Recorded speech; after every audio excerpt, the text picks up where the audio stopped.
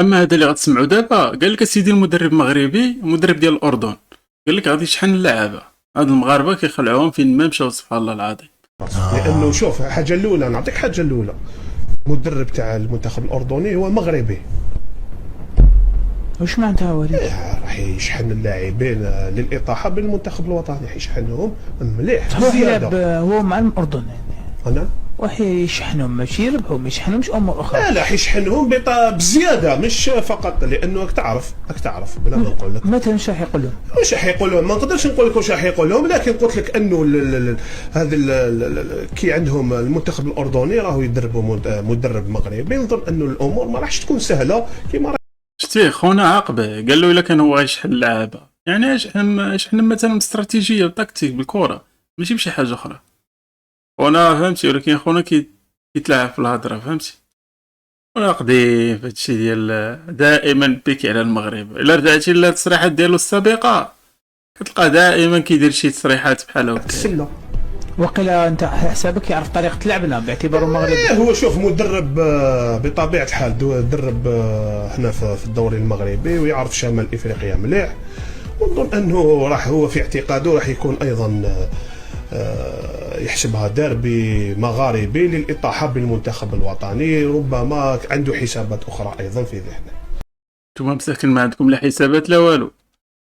ايتو المدرب بالماضي جبتو هذاك ما فهمتي، ما كيدير لا تكتيك لا استراتيجيه لا والو. ارجنتين عطاتكم 3-0 ايوا بقيتو كتسناو دابا كتسناو الاردن. والكارثه الكحله شنو هي جايبين داك المدرب بيسكوفيتش ما عنده حتى لغه والو. قال لك يدوي معاهم مع اللعابه ما كيفهموش كاع. يزيد يهبلنا، هذا راح يهبلنا، هذا المدرب راح يهبلنا. هذا في الهضره ما قنعناش في الهضره. كيف يقنع رياضي يقنع جماعه؟ ما يقنعش في الهضره. لا كومينيكاسيون إلي اوت، ما يهضر لا فرنسيه لا ايطاليه لا سويسريه، ما يهضر والو. هذا على جبتوه اكسبري باش ما يفهموش الشعب الجزائري وما يفهمناش نهضروا. داروها اكسبري، جابوا لنا واحد ما يفهمش الهضره. لا بالله لا علم عمركم شفتوا هذه القضيه هذه؟ جايبين مدرب ما كيفهمش اللعابه، ما كاينش كومونيكاسيون.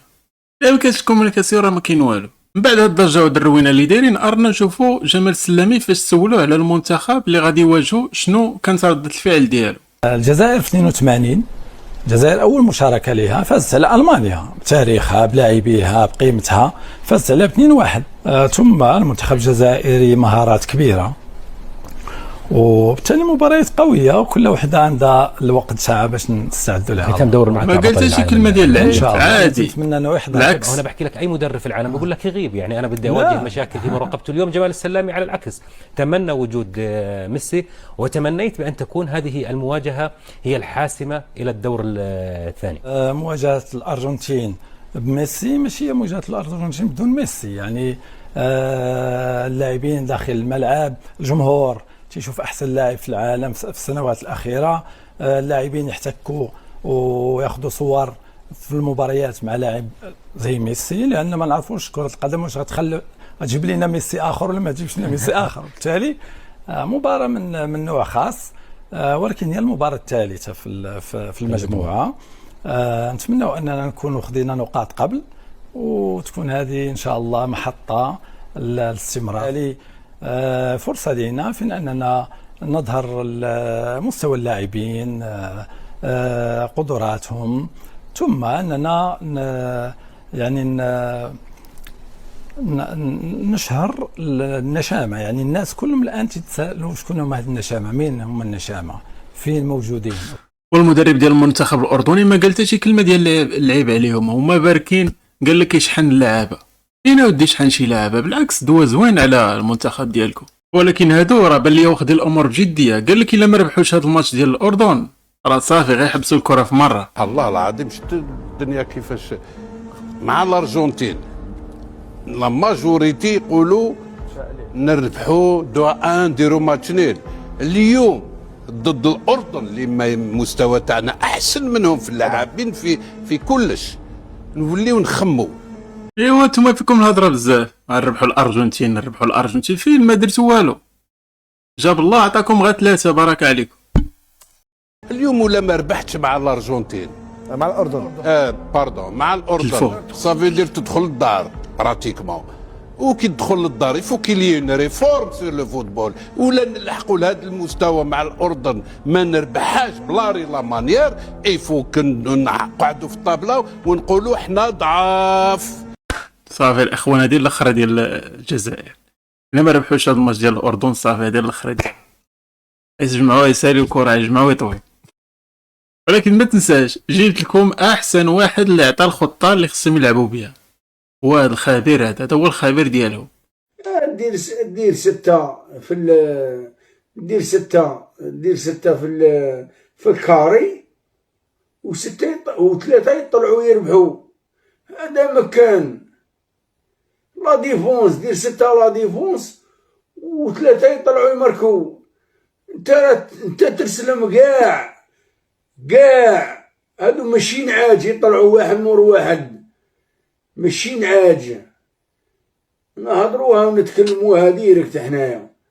ماشيين عاج يطلع واحد مور واحد، يطلعوا ثلاثة يماركوا وستة يبقاو في لا ديفونس.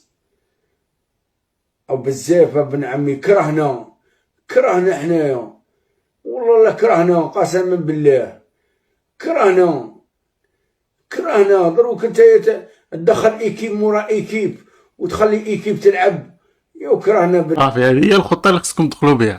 نتمنى نشوفوا هذا الفيديو هذا باش يمشيو ديريكت يطبقوا هذه الخطه. لعبوا 6 اللور وهنيو راسكم، باش ما تبقاش تدعيو على انكم كتلعبوا وانتم ما عارفينش، فهمتي؟ كتبغيو تقلدوا اللعب ديالنا حنا ولكن انتم ما عارفينش، وبالتالي كتجيبوها في راسكم باش ما تخرجوا عاوتاني بشي 3-0.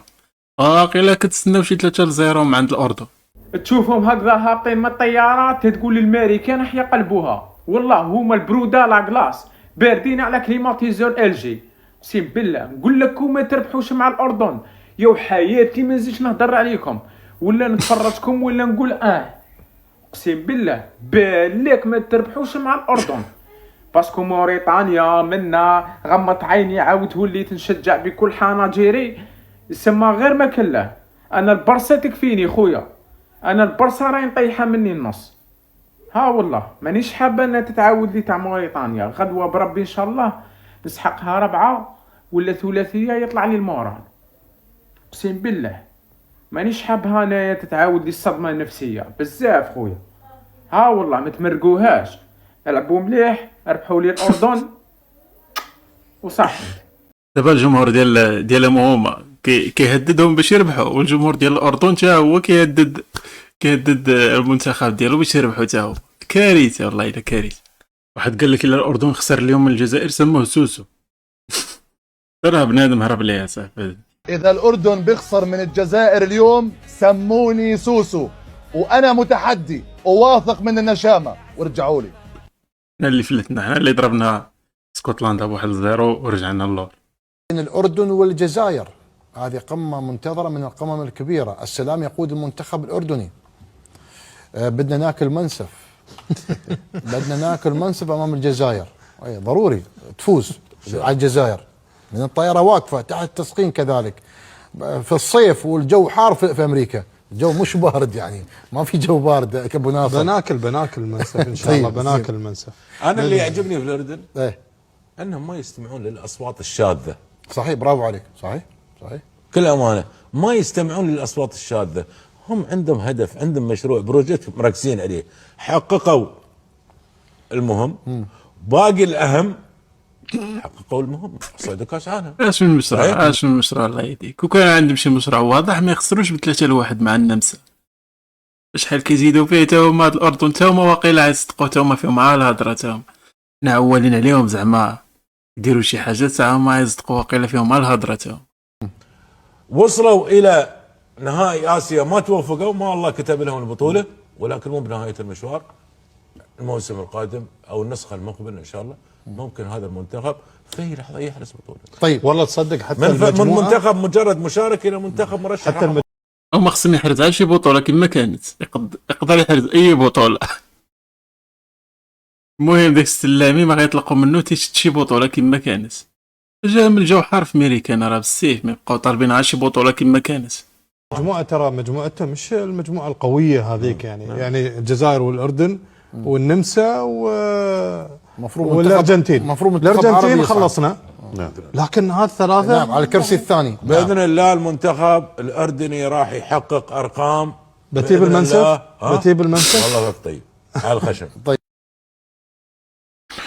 اعلام كيفاش كيهضروا هاد المحللين ديال الاردن، اش من ارقام يحقق؟ هما باغيين يحقق 10 رقم، يقدر يحقق رقم واحد ويخسر ب3-1 ولا 4-1 ماشي مشكل.